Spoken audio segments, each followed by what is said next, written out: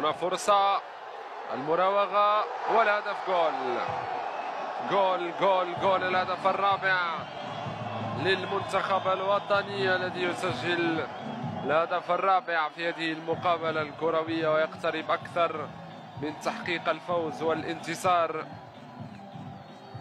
في هذا اللقاء. أيوب فرصة للمنتخب الوطني للتسجيل. هنا محاولة، فرصة،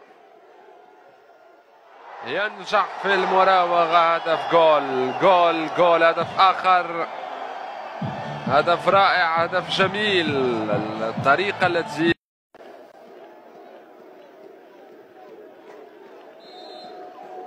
في هذه المقابلة، نعم الهدف السابع، نعم الهدف السابع. جول